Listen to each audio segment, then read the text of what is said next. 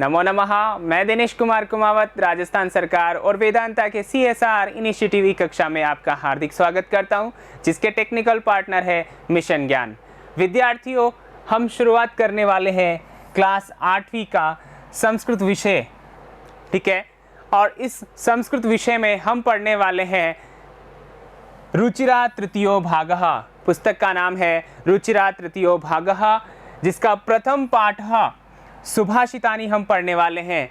और इसमें हम पहला भाग पढ़ेंगे विषय प्रवेशः, अर्थात इसके अंतर्गत हम पढ़ने वाले हैं कि आपके पाठ्यक्रम में कितने पाठ निर्धारित हैं और वहाँ से किस प्रकार प्रश्न किए जा सकते हैं।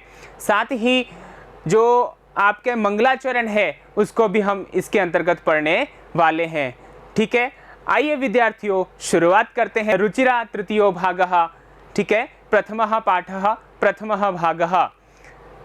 सबसे पहले है पाठानुक्रमणिका, विषयानुक्रमणिका कह लीजिए या इंडेक्स कह लीजिए।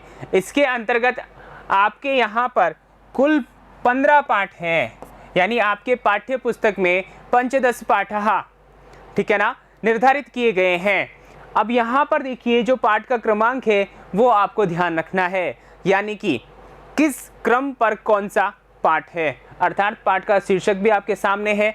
और साथ ही पाठस्य कवि, कुछ पाठ ऐसे हैं जो किसी विशेष ग्रंथ से उद्धृत किए गए हैं, तो उनके कवि और उद्धृत ग्रंथ भी आपके सामने है। पाठानुक्रमणिका आपको बताने का क्या उद्देश्य है, तो विद्यार्थियों मैं बता दूं आपको, यहाँ से आपके कुछ प्रश्न पूछे जाते हैं। प्रश्न किस प्रकार होते हैं, कौन कौन से हो सकते हैं, ठीक है ना, तो इसके विषय में चर्चा करते हैं। इसी विषय को ध्यान में रख करके यहाँ पर पाठानुक्रमणिका आपको बताई गई है। तो आइए यहाँ से प्रश्न कौन से बनते हैं जानते हैं। देखिए यहाँ पर है, पहला प्रश्न का जो प्रकार है वो इस तरीके से बन सकता है। पहला प्रश्न है कि सप्तमः पाठस्य नाम किम अस्ति, 7वें पाठ का नाम क्या है। यहाँ पर देखिए मैंने केवल सप्तमः लिखा है, ये एक प्रकार है प्रश्न का। यहाँ पर और भी पाठों के नाम पूछे जा सकते हैं। तो विद्यार्थियों ये एक प्रकार है प्रश्न का। अब इसका उत्तर किस प्रकार दें, तो आइए जानते हैं। इसका उत्तर 2 प्रकार से हम दे सकते हैं। 2 प्रकार से कैसे, क्योंकि आपके पाठ्य पुस्तक में जो प्रश्नों की शैली रखी गई है वो रखी गई है 2 प्रकार से। एक तो है एक पदेन उत्तरत, एक पद में उत्तर दो। दूसरा है पूर्ण वाक्येन, एक वाक्येन उत्तरत। अब यहाँ पर देखिए जो यहाँ पर है वो हम दोनों ही तरीके देख लेते हैं। सबसे पहले तो एक पदेन में आप सप्तमः पाठस्य जो नाम है वो सीधा लिख दीजिए। क्या नाम है, भारत जनता हम, ठीक है। तो ये एक पद में आपका उत्तर हो गया।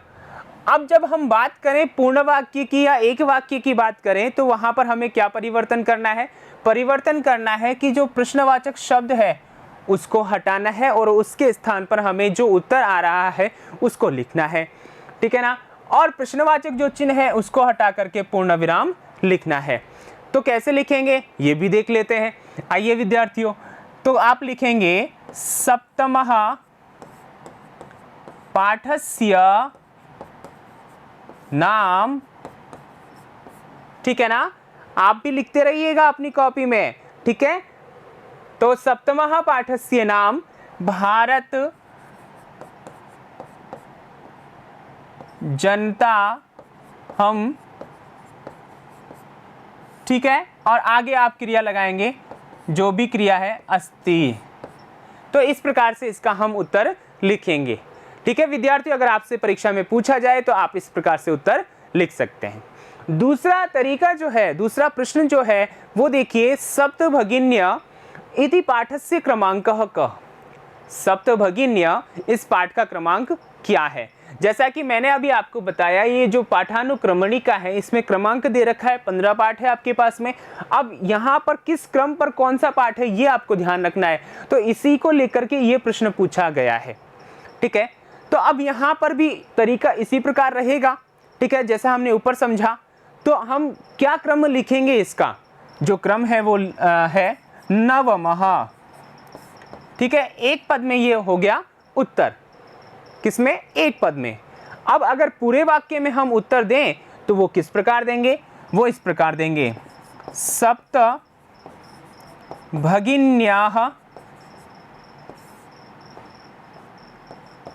इति पाठस्य।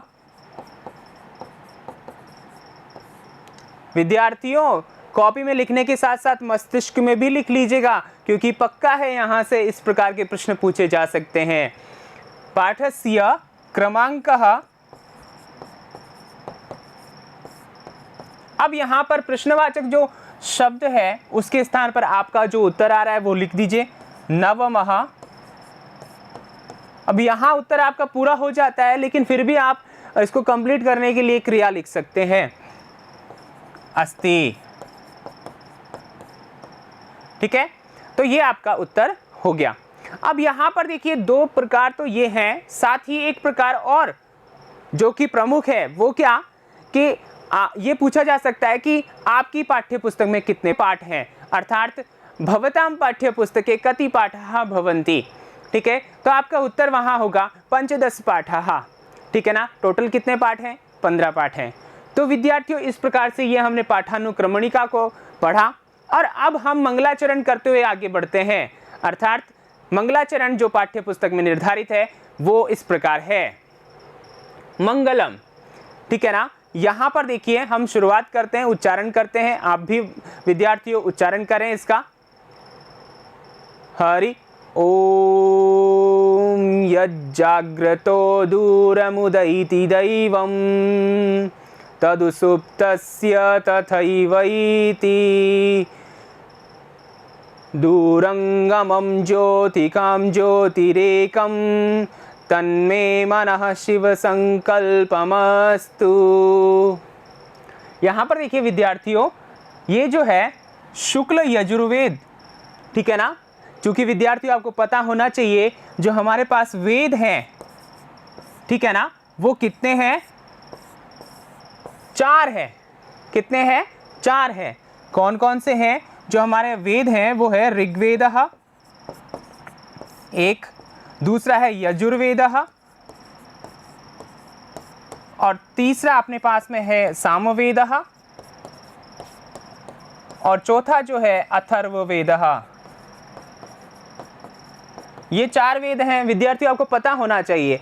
अब यहाँ पर जो है यजुर्वेद, इसके भी 2 भाग किए गए हैं। ठीक है, इसके भी 2 भाग कौन कौन से किए गए हैं, एक तो अपने पास में है शुक्ल और एक है कृष्ण, यानी कि एक तो शुक्ल यजुर्वेद और एक कृष्ण यजुर्वेद, इस प्रकार से 2 भाग किए गए हैं। अब यहाँ पर देखिए शुक्ल यजुर्वेद का जो 34वां अध्याय है, ठीक है, उसे हम कहते हैं शिव संकल्प सूक्तम, शिव संकल्प सूक्तम। ठीक है, और इसका जो पहला मंत्र है वह यह है। अब इसमें क्या बताया गया है तो ये भी जान लीजिए विद्यार्थियों।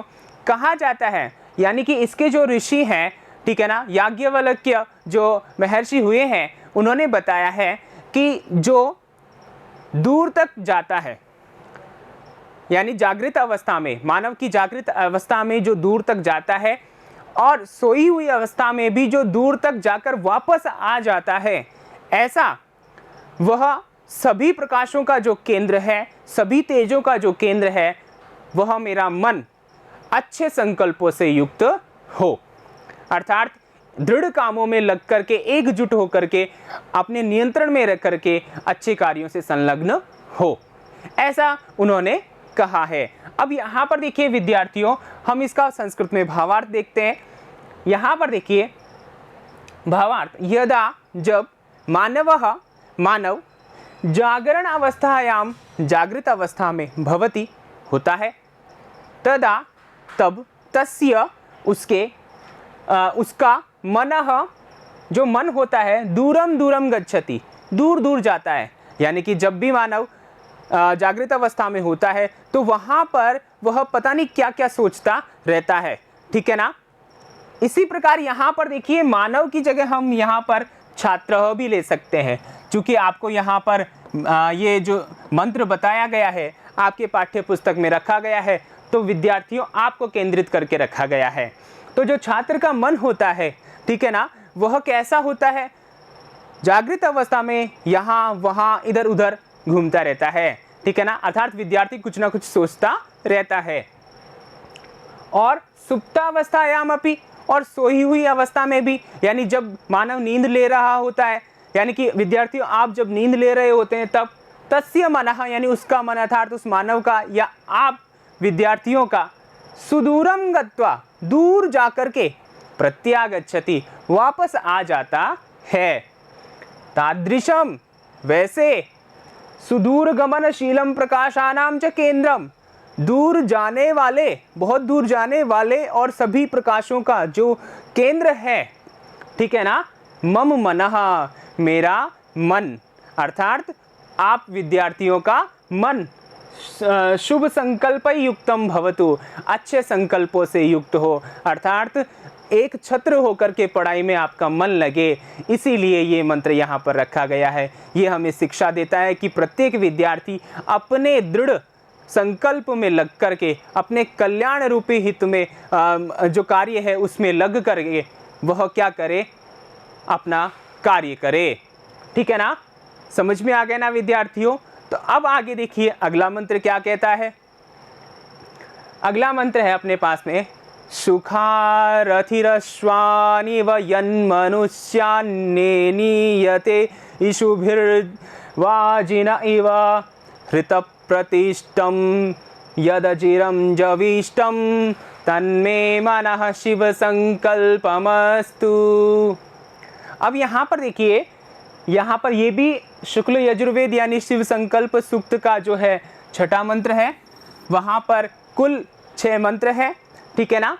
और इसमें बताया गया है कि जिस प्रकार एक सारथी अपने घोड़ों से युक्त रथ को अपनी इच्छा अनुसार ले जाता है, चलाता है, उसी प्रकार मानव का जो मन होता है वह मानव को यहाँ से वहाँ, वहाँ से यहाँ, इधर उधर ले जाता है, यानी बलपूर्वक ले जाता है।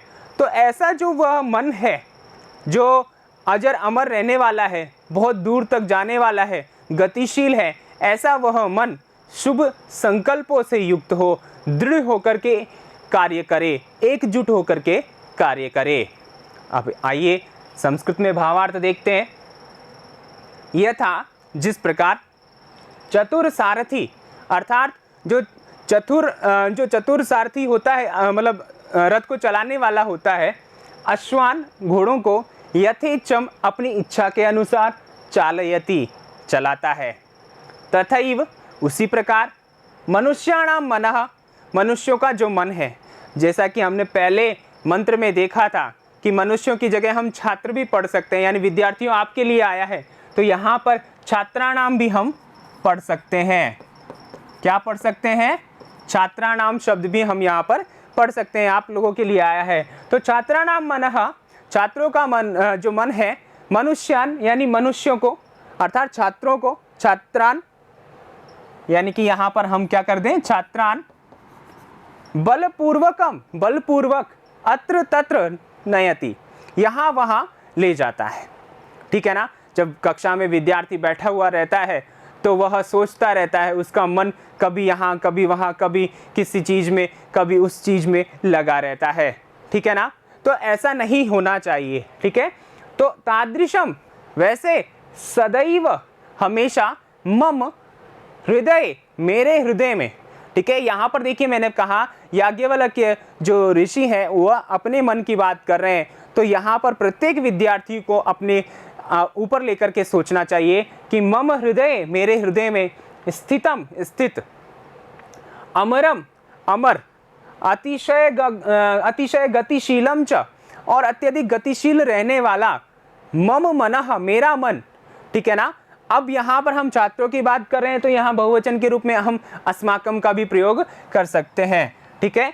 मनः शुभ संकल्पै युक्तः भवतु, अच्छे संकल्पों से युक्त हो, अर्थात कल्याणकारी कार्यों से युक्त हो, ठीक है विद्यार्थियों। तो आपको भी अच्छे दृढ़ संकल्प होकर अपने लक्ष्य को निर्धारित करके पढ़ाई में लगना है, ठीक है। तो इस वीडियो में हमने पढ़ा विद्यार्थियों कि हमारी पाठ्य पुस्तक में कितने पाठ निर्धारित हैं और किस प्रकार वहाँ से प्रश्न पूछे जा सकते हैं। और मंगलाचरण के रूप में हमने शुक्ल यजुर्वेद की जो 2 मंत्र है, शिव संकल्प सूक्त के जो 2 मंत्र है, वो भी हमने अध्ययन कर लिए हैं और हमारी कार्य की शुरुआत हो चुकी है। तो अब हम अगले वीडियो में मिलने वाले हैं। सुभाषितानि जो प्रथम पाठ है उसका एक एक करके हम श्लोक पढ़ने वाले हैं। तब तक मेरे साथ बने रहिए। धन्यवाद।